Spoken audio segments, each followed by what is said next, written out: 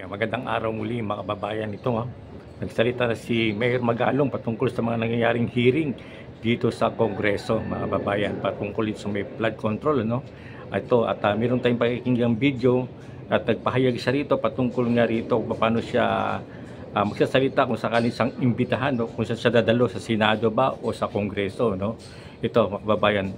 At bago natin pagkatapos ng pakinggan ay kukomentuhan natin ito mga kababayan. Mayor Magalong na mas komportable siyang magbigay linaw sa House of Representatives. Ayon sa alkalde, bagamat marami ang nag-advise na sa Senado na lamang siya dumalo, mas nakikita niyang mas makabubuti na humarap sa Kamara. Alam mo, marami nagsasabi sa akin na nag-advise sa akin na pag sakaling nagkaroon ng hearing, doon na lang ako sa Senate pupunta. Pero alam mo, sabi ko nga na hindi ako gaano makakapag-articulate yan sa Senate kasi friendly forces yun eh. Mas mabuti siguro na pumunta ako doon sa House kasi nandun yung controversial issue. At kung sakaling nagkasabay nga, doon ako sa House pupunta. Nakahanda kami, nakamarap dyan. At ulitin ko yung sinabi ko, kaya ako gusto pumunta sa House kasi ito naman talaga yung gera.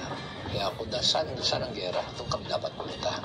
Iginit pa niya na Ayan mga kababayan, malupit yung pahayag ni Mayor Magalong mga kababayan. At kung sakaling dadalo siya, ay gusto niya sa may Kongreso.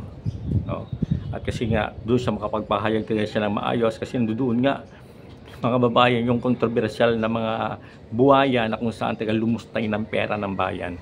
Sabi niya, kung sakaling magsabay itong Senado at Kongreso, ay pipiliin pa rin talaga niya itong sa Kongreso dumalo ng hearing at investigasyon. At alam naman natin mga kababayan, talagang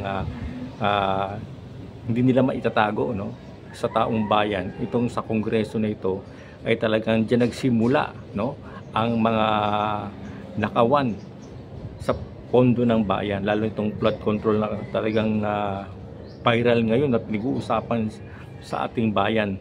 Itong pagnanakaw ng bilyon-bilyon pera dito sa may kaban ng bayan patungkol sa mga project ng flood control.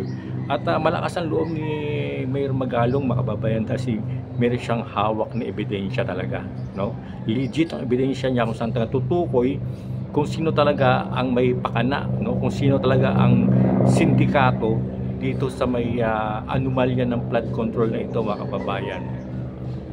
At ito nga, bilib nga ako nung hearing kagahapon ay napakinggan naman natin itong si Toby Tiangco mga kababayan at talaga namang meron siyang hawak na USB kung saan tumutukoy dito itong patungkol dito kay Saldico at talagang tingin ko hindi lang tinuloy, hinarang ni Garin mga kababayan Congressman Garin hinarang niya yung dapat ipakita ni Congressman Toby Tiangco itong USB kung saan talaga mapapatunayan kung sino talaga ang mga sangkot dito mga kababayan. Kaso nga hanggang sa pinigil na ni Garin at nagkasigawan na nga itong dalawang si Garin at saka si Tiangco mga kababayan kaya ginawa ng committee ay pinatigil at pag-recess pagbalik ng wala na.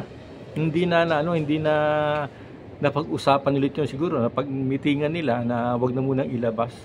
Pero maganda sana kung nailabas yun ni Tobit at hindi na hinarang ni Congressman Garin. Maganda sana at makikita natin ng buong Pilipinas kung sino talaga ang pinakautak makababayan nitong kontrobersyal na pandarambong dito sa may kaban ng bayan. Kaya abangan natin yan mga kababayan at naniniwala tayo at next Monday na darating, kung di ako nagkakamali, ay may panibago namang hearing nagaganapin dito sa may Blue Ribbon Committee na kung saan pangunguna ni Senador Marcoleta. Yan, at nakita naman natin mayroong resulta kaagad yung committee ng hearing na ito kasi nga nasiwalat yung dami ng sasakyan nito ng mga diskaya at kinabukasan din kaagad ay umaksyon kaagad itong BOC yung Bureau of Custom na kung saan kinuwestiyon at nagbigay ng search warrant para tignan itong mga luxury car na mga Diskaya kung talagang ito dumaan sa tamang proseso.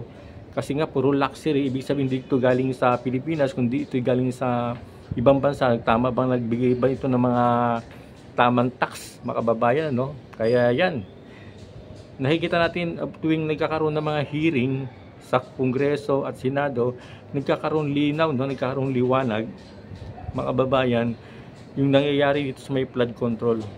Kasi ito itong nangyayari sa ating wake up call na to, mga kababayan, no? Talagang binubuksan na ng Panginoon yung ating mga mata sa katotohanan na nangyayari sa ating bansa. Kung hindi pa umulan, no, ang ginabang ni Pangulong Bongbong Marcos na 5,500 flood control, no, ay hindi sa atin malalaman yan kung hindi umulan. Ibig sabihin umulan ng napakalakas at bumaha sa maraming lugar sa Pilipinas, hindi lang sa Metro Manila, kundi sa iba't ibang probinsya, ay nakita naman natin matinding pagbaha. Kaya yan, at sinundan pa ng mga ilang araw, nakaraang linggo lang, ay naman, no? Bumaha na naman, mga kababayan, lalo sa Quezon City, kawawang kawawa, mga kababayan. Kasi parang titignan ko yung video, parang ba yung tubig galing sa bundok na umaagos, pag tinamaan pati yung mga sasakyan ay inaanod. Ganong katindi, ibig sabihin talaga malalang malala na, mga kababayan, yung baha dito sa ating bansa. Kaya tama lang talaga na pati mga maganda sa nangyari ito, no, unti-unting nabubunyag kung sino mga kasabwat na mga politiko na kung saan nakinabang, no, sa kaban ng bayan, at mga kontraktor, mga sindikato sa DPWH. Yan ang niniwalag sa itang kasi si Secretary Dizon, naniniwala siya talagang may sindikato diyan sa loob mismo ng DPWH. Kaya ang gusto ng Pangulong Bongbong Marcos ay talagang sibakin, no? Kaya nag-order na to si Secretary Dizon na resignation, no? Resignation, tapos pipiliin niya ngayon yung mga taong talagang tapat, no, sa kanilang trabaho, at yung mga taong alam niya na mayroong kasabwat dito sa mga anomalya na to, sisibakin, no? At may bit-bit na rin si Secretary Dizon na kanyang mga tauhan, kagaya ng mga finance, no, at sarili niya mga taong itong pinagkakatiwalaan niya, mga kababayan. Kaya maganda, good news, magandang resulta na nangyayari ngayon sa ating bansa patungkol sa nangyayaring investigasyon na to. At nakita na rin, mas mismo na rin si Pangulong Bongbong Marcos na nakakita na talagang may mga ghost project, no? Isipin mo, nagbayad tayo ng mga bilyon piso itong ating gobyerno, pero wala palang proyekto na nakikita. Ibig sabihin ghost talaga. Talagang ibig sabihin may kasabwatan dito, sa buwatan yung COA, yung DPWH, contractor, saka yung mga politiko. Pero maraming politiko na hindi umaamin, mga kababayan, no? Pero darating ang panahon ay talagang makikita natin yung katotohanan sa nangyayaring itong investigasyon. Sana tuloy-tuloy ito, tuloy-tuloy yung investigasyon, at may makita talaga na kung sinong may sala dito ay talagang maparusahan, mapakulong, no? Mapakulong yung mga taong ito na talaga namang nanamantala sa pera ng bayan. Kasi totoo lang, kawawang-kawawa ang Pilipino, no? Kawawang-kawawa ang mga mamamayang Pilipino. Naghihirap na ang bansa natin, no? Nawaldas ang pera sa walang katuturan. Iba-iba lang, sino lang naman ang nakikinabang dito. Samantalang tayo, no, mataas ang bilihin, no, maraming kababayan na napakalit ang sweldo, di mapagkasya sa bawat pamilya nila. Samantalang ito, kung gumastos, no, lalo itong pamangkin ni Saldico, nagyabang pa, mga kababayan. Kumain, ano, ang kinain, dalawa sila ng kasama niya 759,000. Grabe, mga kababayan, pa hindi yan normal, no? Kahit na ikaw negosyante at mayaman ka, hindi ka kakain ng ganon, no? Kahit itong Diskaya pamilya ito, mga kababayan, na napakaraming luxury car, hindi normal to. Kahit na ikaw isang bilyonaryo, mas gustuin mo pa na itago ang pera mo sa bangko para kumita kaysa ibili mo ng mga sasakyan, mga kababayan. Yan, ako ingay ng eroplano. Kaya ganito na lang, mga kababayan, ng ating video, no, sa araw na to. Kaya kung bago na kayo sa aking channel, please like and subscribe tayo mga kababayan para updated ka sa aking ginagawang upload video. Bye bye po and God bless.